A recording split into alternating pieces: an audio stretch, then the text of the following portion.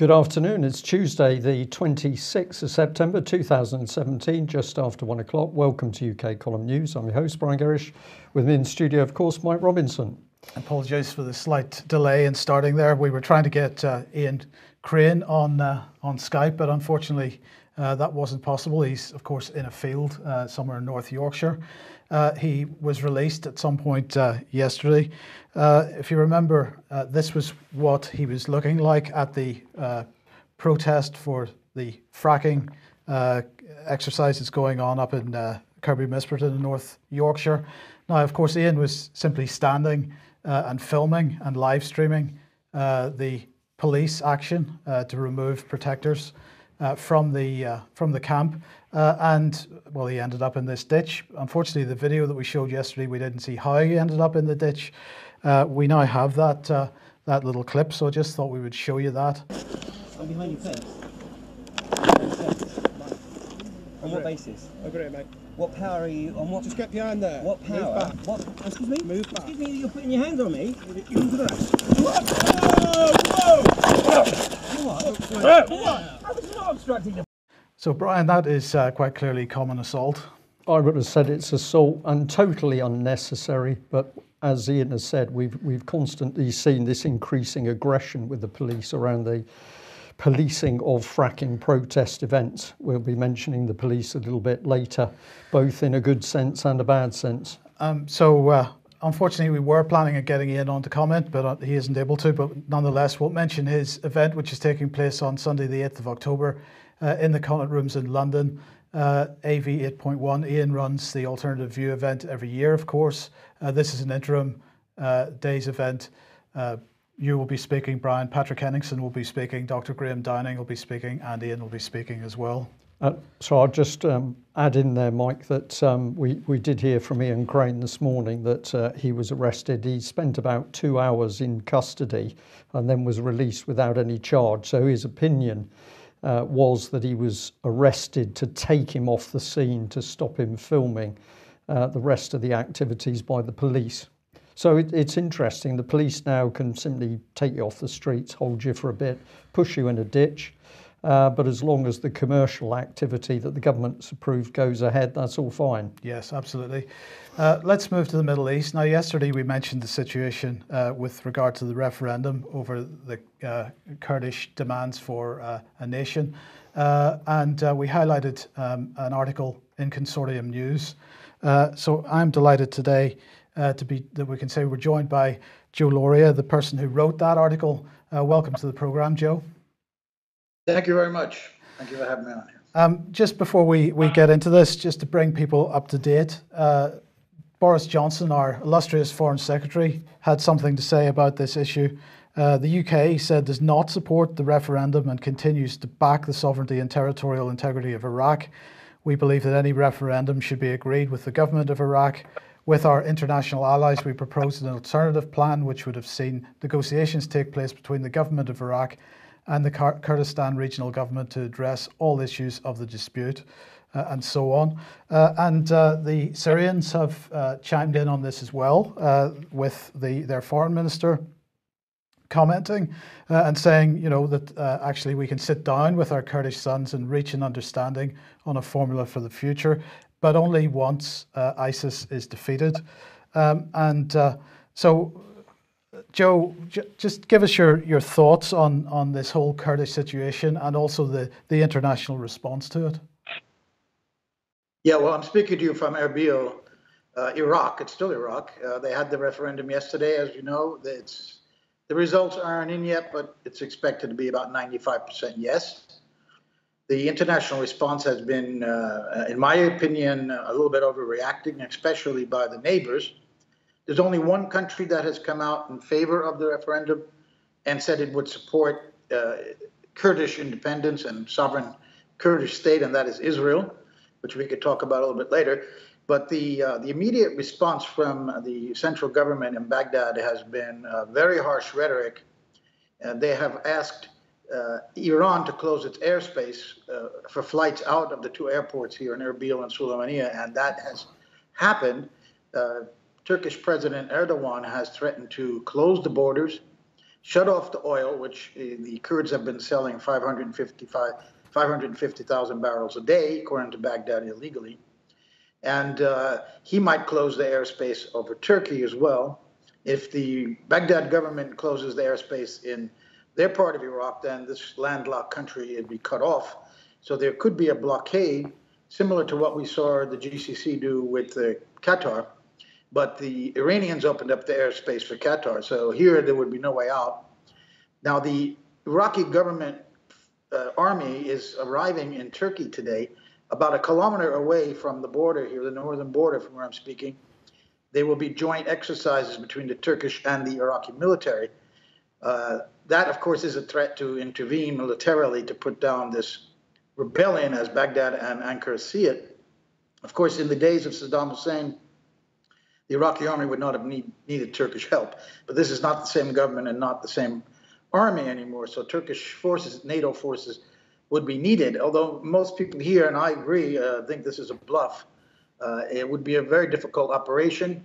The Peshmerga are a very hardened, well-known fighting force. Of course, they'd be defending their own territory.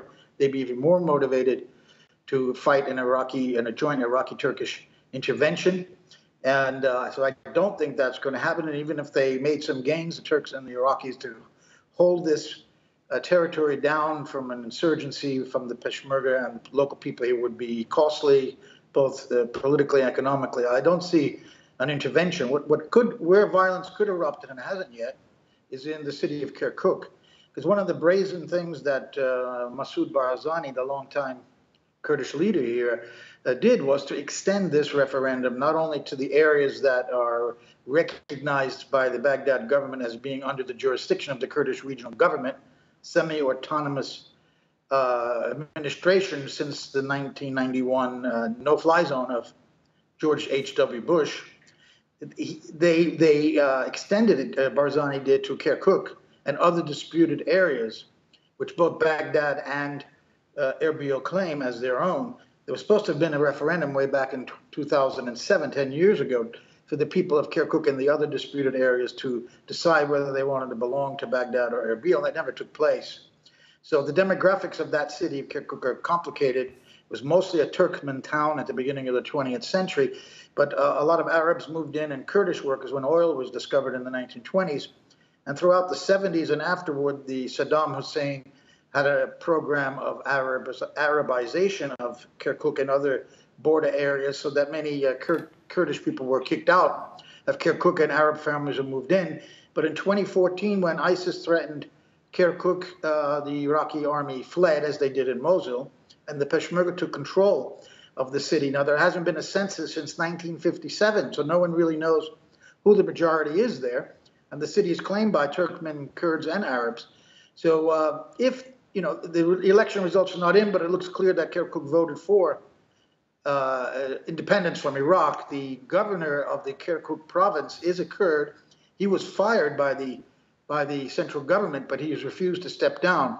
So there's a Shia militia group, of course, backed by Iran, have threatened to fight in Kirkuk against Kurds if Kirkuk becomes part of an independent Kurdistan. What's important to understand is that even though they voted yesterday to become independent, there is not going to be a declaration of independence. This Barzani has said, and other Kurdish officials, that the referendum is solely to be used as leverage in negotiations with the Baghdad government leading to independence, and that would mean drawing these borders, which is very sticky.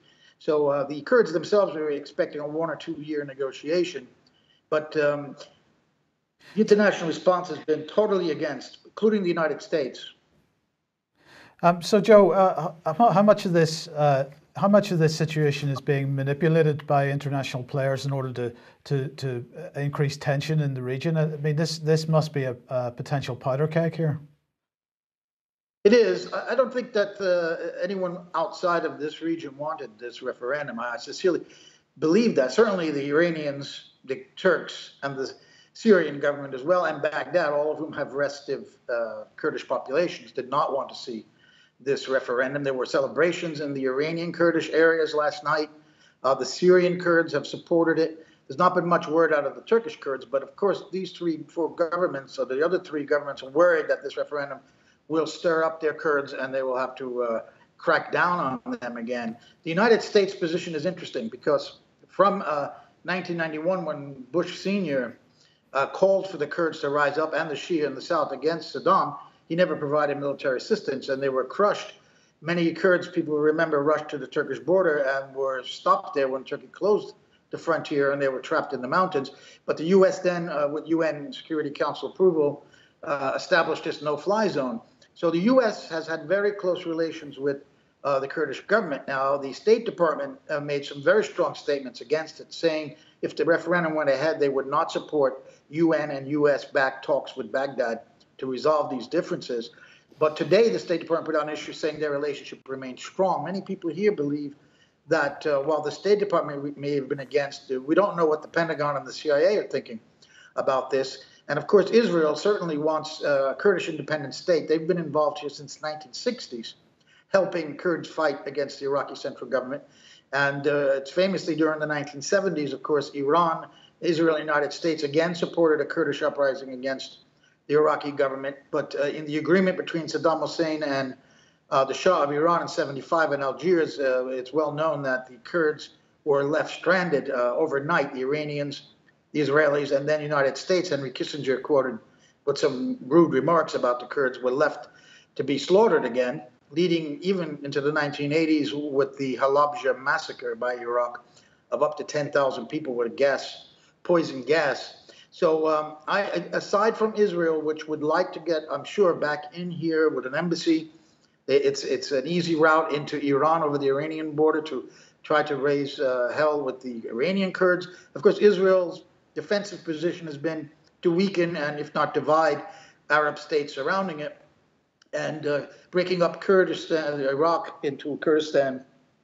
And Iraq would certainly be in Israel's interest, and they'd love to see Iran broken up as well. So the Israelis have a strong interest here, and they are the only ones who come out in favor of it.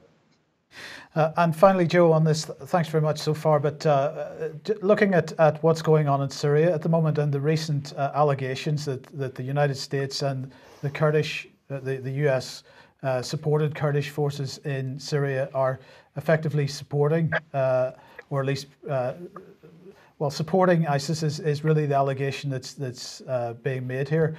How does this all fit into the bigger picture? Yeah, well, funny enough, the Syrian Kurds had elections this weekend as well, and they voted for local communes for their government. They want to lead to January elections to create a parliament. What the Syrian Kurds want is autonomy, similar to what the Iraqi Kurds have already. They're not calling for statehood.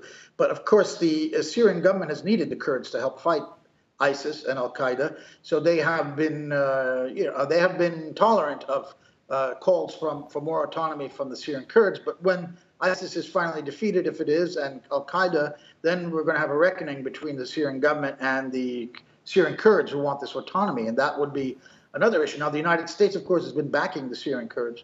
So will they again abandon them, or is this part of a U.S. plan, the so-called Plan B, to create a Sunnistan with part of Iraq and eastern Syria to break up Syria? This is something Israel would like, I'm sure. Maybe the United States has been planning this. You've heard this way back from John Kerry 2 years ago when he was Secretary of State.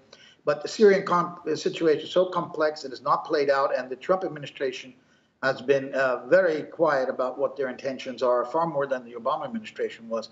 So remains to be seen how the Syrian Kurdish question is resolved. Okay, Joe Lauria, thank you very much for joining us today. That's been very interesting. Welcome. Thank you. Brian, we'll move on to Syria. And we mentioned yesterday the killing of the Syrian Lieutenant General Valery Azapov in an ISIS shelling of a Syrian army position near Deir ez-Zor. Now, Syria doesn't seem to have taken that death lying down, and they've launched 10 airstrikes overnight against ISIS positions in Idlib province, actually. They said that the Defense Ministry said following the additional some additional reconnaissance carried out by unmanned aerial vehicles, and in line with verified information received via other sources, the aircraft of the Russian Air Force Task Group delivered 10 strikes against terrorist facilities in the province of Idlib. The facilities were located far from residential areas and included underground bases of militants, field arms depots, military hardware, multiple artillery rocket systems, and workshops for equipping cars with explosives. The Syrian Observatory for Human Rights, of course, piped up and said that some civilians had been killed in this, but the Russians absolutely denying that. Well, look, one thing's for sure, Mike, the Russians are not going to walk away from Syria. They did the job. They've done 95% of the job. If there's still ongoing trouble, I think we can expect them to react. And why not? Because overall, the situation's now much more peaceful than it was. Well, let's just mention media on trial from an event held by Froome Stop War in London on Thursday, the 19th of October, Bloomsbury Central Baptist Church. It's a fantastic venue, actually. That'll be headed up by John Pilger, Patrick Henningsen, Peter Ford, Vanessa Beeley, and others speaking at that event. Begins at 7 p.m. Do get along to it if you possibly can. Details are on, and tickets are on Eventbrite. So get onto that and get your tickets as soon as possible. Really important subject, Mike, and ideal advert, because if we come back in and have a look at what the BBC is doing at the moment, it becomes more and more extraordinary. So this was the BBC News webpage a little earlier this morning. And of course, what are they on? Well, they're straight on US dismiss North Korea war allegations. So the Americans stand in the UN and simply say, well, if necessary, we're going to wipe North Korea off the map. North Korea says anything, and their front page of the BBC News. But I couldn't help notice this one down here, which is a lady in a strange costume, and it says the secretive state of North Korea in charts. It's got the little red underline, so obviously the BBC wants to draw your attention to this. So let's go and have a look at the mature reporting here.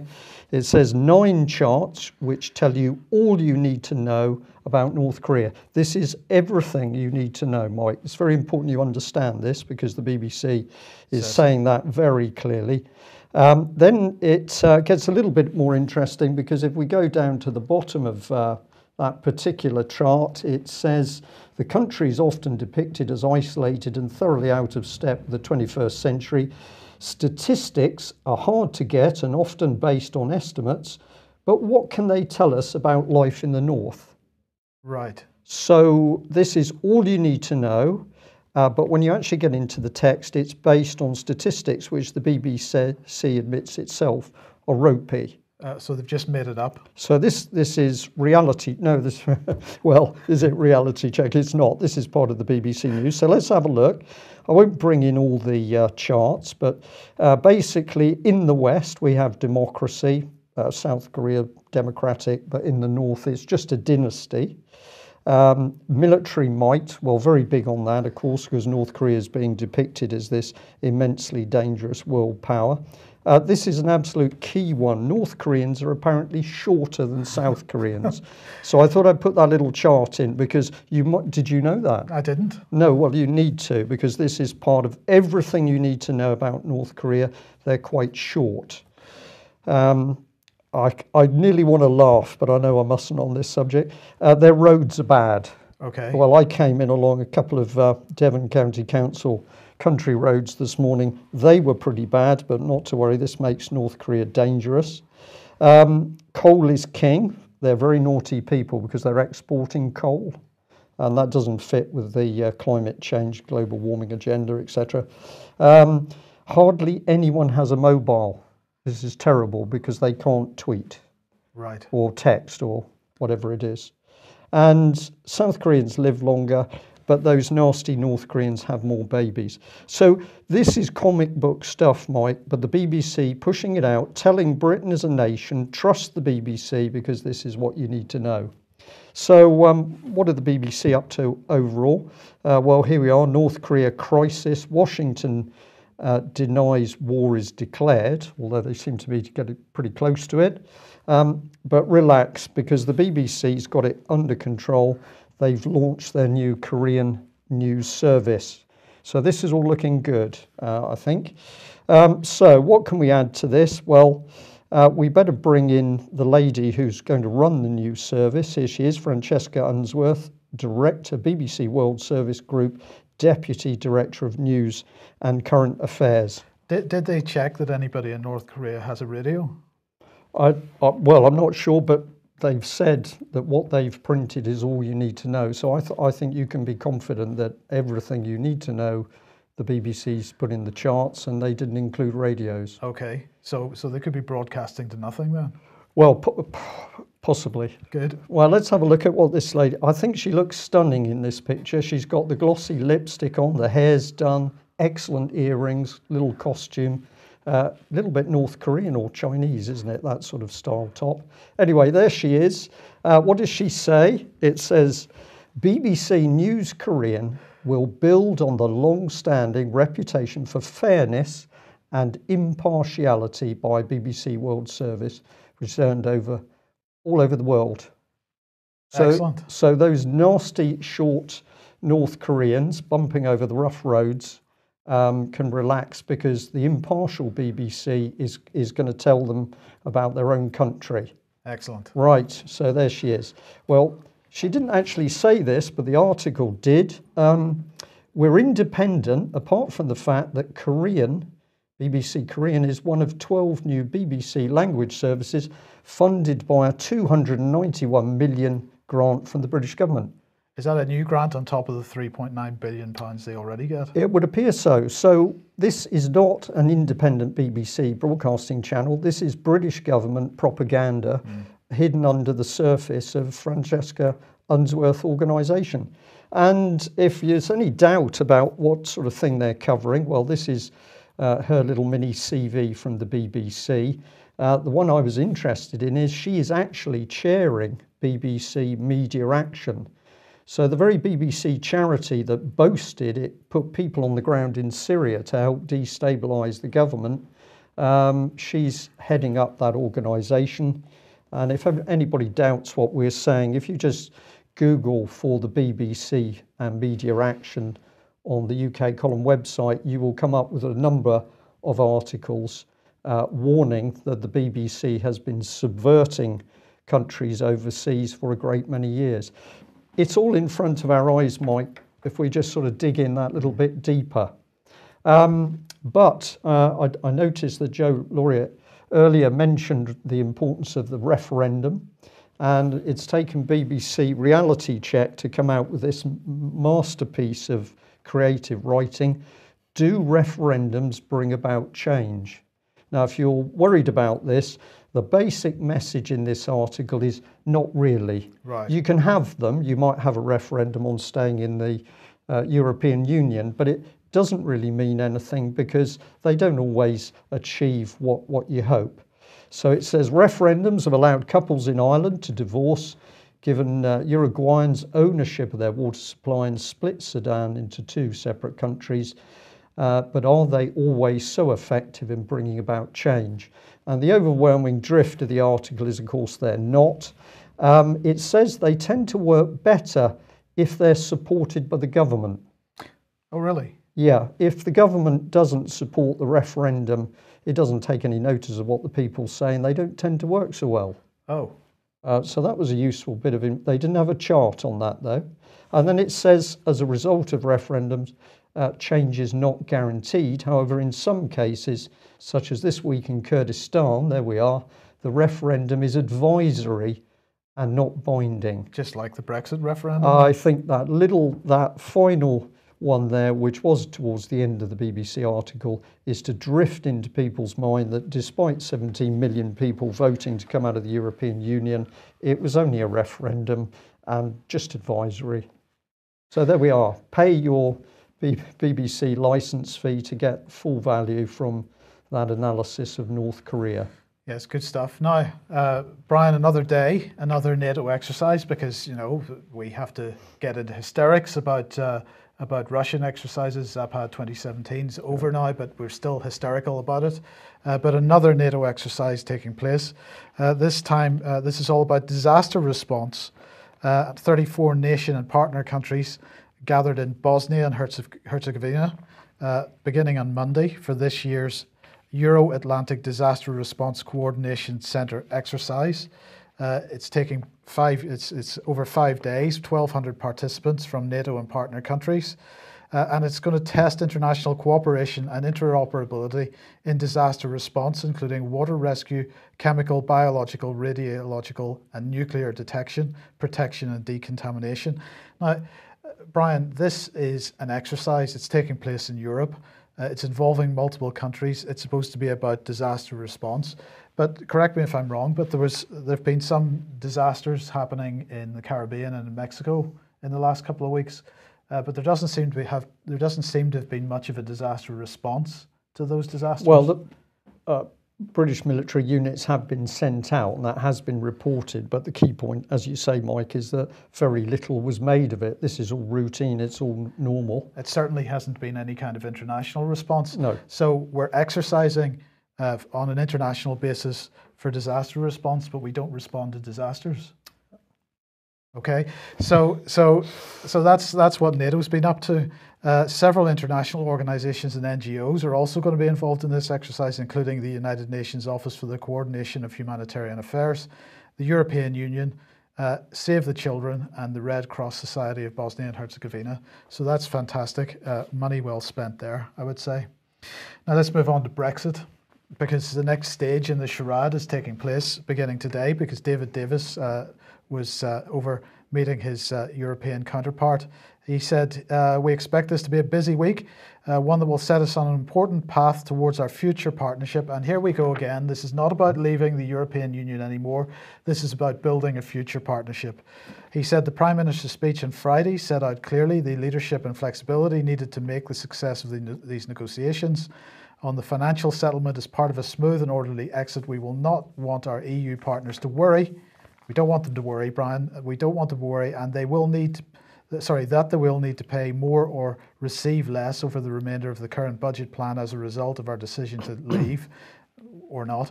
The UK will honour commitments we made during the period of our membership, he said, but it's obvious that reaching a conclusion on this issue can only be done in the context of and accordance with our new and deep and special partnership with the EU.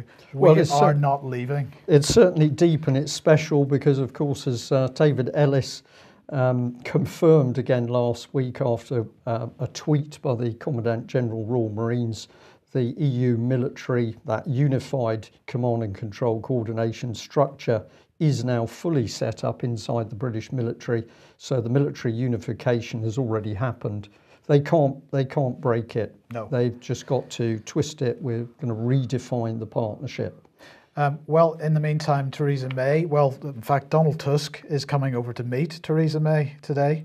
And he said that he's keen and eager to see how Theresa May's, what's going to come out of Theresa May's speech. He is meeting her, having had a pre-briefing with Michel Barnier, who David Davis was meeting today. So Tusk is really excited to come over and meet Theresa and see what can be done about it. But you were talking about security and defence a second ago. And in fact, Boris Johnson is in Romania, or has been in Romania, and he had this to say. Hi folks, here at Bucharest Airport in Romania after a whistle-stop visit, just to get across the key message about the 500,000 Romanians in the UK. We love them, we value them, we're going to protect and respect their rights. That's what the Prime Minister said in her Florence speech, as well as, of course, making commitments on money and unconditional defence of Europe from the UK. So, positive. So, Brian, unconditional defence of Europe by the UK. We are in this defence agreement, and that is it, unconditionally. Unconditionally. And the other thing to watch with this, of course, is absolutely no real debate in Parliament amongst MPs. Backbenchers now are just sort of people who turn up. There's no real debate. It's an internal shadow government cabal that's making these decisions. So we've got the facts on defence, but the other thing, of course, what hypocrisy from Boris Johnson about protecting Romanians in this country when we know perfectly well that migrant community members particularly in Sheffield, having their children taken away from them. Mothers who attempt to protect those children, their names are released via the police and social services back into their communities. Women assaulted, beaten up, raped. This is the reality of the treatment of migrants in UK, because of course people like Boris Johnson simply are not telling the truth about these issues. Okay. Well, if we talk Europe integration and the military, the other thing with it is the police, and we know that Britain's police have also been integrated into the military system. Well, yes, but before we get to that, we've got the General Assembly of Interpol, which is taking place in China this week in Beijing. It was opened by President Xi, who offered support to protect the world's security and stability. He said he's going to also continue to support Interpol to play an even more important role in global security governance. Now, of course, this is an international policing organisation. They are wanting to develop this even further. On screen at the moment, we have Jan Jambon, who is the Deputy Prime Minister and Minister of the Interior and Security for Belgium. He's speaking today. He was speaking today, and also Rod Rosenstein from the United States will be speaking later on this afternoon. Really, they're talking about terrorism, extremism. They're saying that everything involves around intelligence gathering, data gathering. And he said that Interpol has a role to play in this area. If the international exchange of information had worked better, he said one of the terrorists of the attacks of March 22nd, that's in 2016 in Brussels, would have been arrested earlier. So they are promoting the notion that we've got to merge intelligence gathering operations among police forces globally, and they really want to push Interpol, yet another global governance organisation. They absolutely do. This is part of the coming global governance itself. And let's bring in this man, Sergeant Tangi from Devon and Cornwall Police. Now, we've talked about him with Ian Crane. He's the Twitter guru from Devon and Cornwall, but he's also one of the armed police, and he seems to like his weapons and black clothing. This is one of his latest tweets. He says, "I want to do a bit of a shout out for PC Dan Graham, who is in the Britain's Got Talent semi-finals. The thing I like about this is that it's making police officers seem more approachable.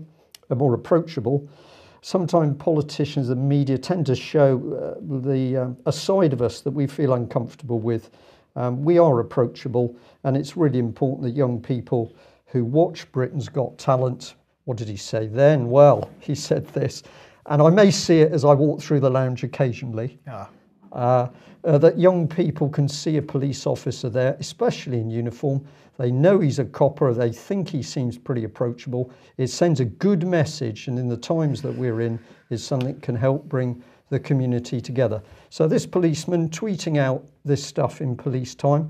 Let's have a look at his Met Police colleague. Here he is. He's just arrived on stage for Britain's Got Talent. And then what does he do? He dances in uniform. Good stuff.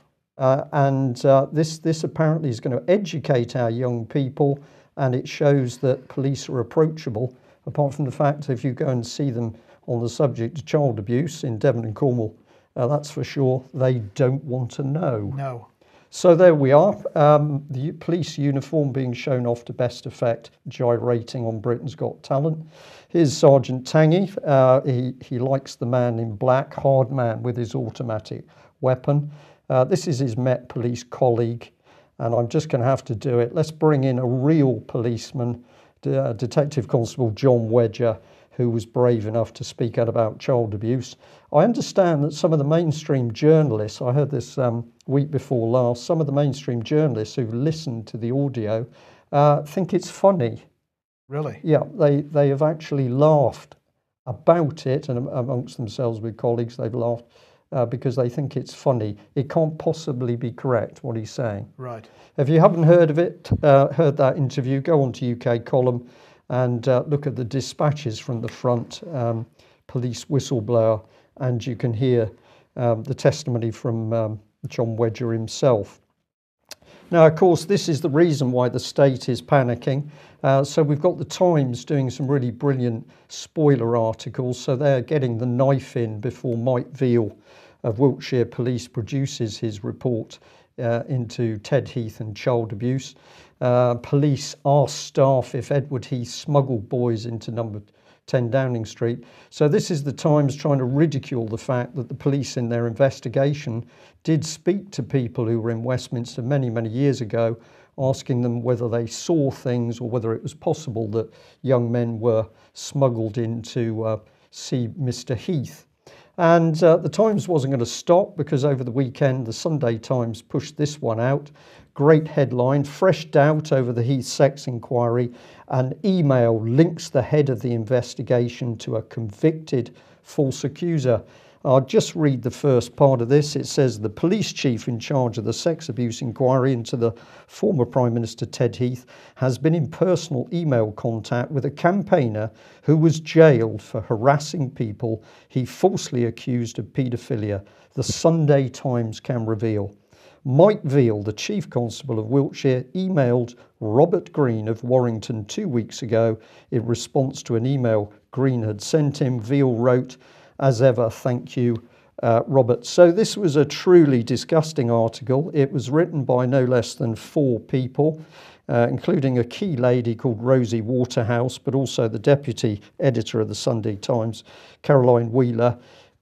It was guesswork, it was innuendo, and it was overwhelmingly an attempt to smear Mike Veal, Chief Constable, by using Robert Green. They even said at the end, Green did not respond to a request for comment.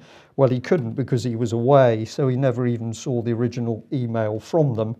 And I understand that Robert Green has demanded a retraction from the paper over a number of things in this article, but a really disgraceful piece of journalism. Encourage you to go and have a look at it. But let's bring in this lady that I think's key. This is Rosie Waterhouse, and she's apparently an expert in satanic ritual abuse and myth, false memories, weird beliefs. She was going to do a talk there. I found this is a university talk, but it got cancelled for some mysterious reason. But this is the meat of the expertise in that article. So you can go and see this lady on LinkedIn. And what you'll discover is she did a PhD, satanic abuse, false memories, weird beliefs, and moral panics. So there we are, a real expert. I just have to say I was a little bit puzzled when I had a look at this document, PhD, a number of spelling mistakes. So there's one there, media with a capital A at the end of it, but also we've got the same thing here. Paraphernalia with a capital A at the end of it. Oh dear. I believe there were more, but I was surprised because this is supposed to be top journalism. But here's the conclusion for a critical appraisal of my published work. I think a concise overview of the journalism I submit for this PhD. I dug deep on reflection. I conclude that my investigation provide evidence for the concept of moral panics created through an explosive amplification of anecdote, social and official concern about issues such as child abuse, spread by claims makers and globalized mass media. Although sporadic claims of satanic abuse continue, I conclude there's still no corroborating evidence. And it's very interesting. She mentions a couple of cases. This is one in Truro that there was a conviction, but they were pagans, not child abusers. And then we go on to this one here, where she was talking about a Welsh case, the Kidwelly case, where there were convictions, but she's talking that the case was still going on. But basically, yeah, the ritual is secondary to the sexual abuse. So it's all a bit confused. It's all a bit of a mix-up, Mike, really. She uses a lady called La Fontaine for much of her evidence. So what is this designed to do? It's designed to break down Mike Veal's investigation.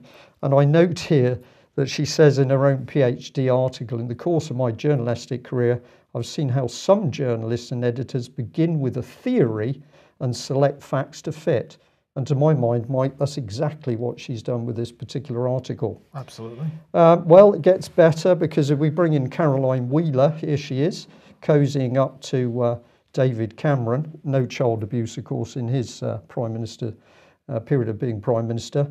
And if you have a look at her LinkedIn profile, you find she worked as 10 years as a parliamentary correspondent, where she's boasting of all her links with the great and good in Parliament. So if you were on a cushy deputy editor job with the Times, what's the chances that you're going to write an article which could take the ground out from all the people who helped you get there? Nil, I would have thought. Nil, I would have thought, yeah. Well, a couple of weeks ago, Alex Thompson mentioned the issue of pseudo-public space. These are spaces in our cities being driven by the city's agenda, the people that are pushing for cities to become more autonomous and so on. The issue with pseudo-public spaces is that they appear to be public spaces that anybody can use, but actually they're private spaces. And if you set foot on those private spaces, you then fall under certain terms and conditions of use. People aren't necessarily aware of what those terms and conditions are unless they go out of their way to find out. But The Guardian here has been doing some work on this issue, and they attempted to find out how many or how much space in cities is this type of pseudo-public space. The Guardian says there are open spaces which appear to be for the use of the public, but which come with terms and conditions. They say that city administrators in Manchester, Liverpool, Birmingham, Leeds, Glasgow, and 7 others declined to give them any information on the scale of the spread of privately owned public areas or the prohibitions that apply in those public areas, which may include, by the way, protesting. You're not allowed to protest in these areas. The terms and conditions may say that you're not allowed to take photographs or take videos. So out of the 14 local authorities that they contacted, only 2, Cardiff and Cambridge, provided some details of the sites under their jurisdiction. Belfast and Edinburgh councils said that they were unable to share the information. Manchester, Liverpool, Birmingham, Leeds, Glasgow, Nottingham, Leicester, Bristol, Sheffield and Newcastle declined to comment. Why would they decline to comment? What could they possibly have to hide? Well, I think they've got that very thing, the scale of the amount of land that's been taken away from the public. That's what they're trying to hide. Many years ago, I watched with interest as a city centre company was set up in Plymouth. That's now been followed with semi-police security people and patrols in the centre of the city. We're told we needed it, or were told we needed it, because it helped make the city safer and cleaner. But when you actually analyse what's happening, is that democracy is being pushed even further to the side. And if we end up with the mayor-led city-states, as you've pointed out, Mike, of course, this fits a creeping process to take cities away from people. Absolutely. And it also undermines our legal system, because terms and conditions are being applied which go beyond the scope of the law. Yeah. Okay, we're going to finish with Grenfell Tower, and this is comments that have been made on the fringes of the Labour Party conference by this guy, Matt Rack, who is head of the Firefighters Union. He said that to him, Grenfell Tower was a national political scandal, the sort of scandal in which governments should fall. It was an atrocity. He said you struggle to find words to describe it. When people die in their own homes, not through war, not through terrorism, not through some other crime.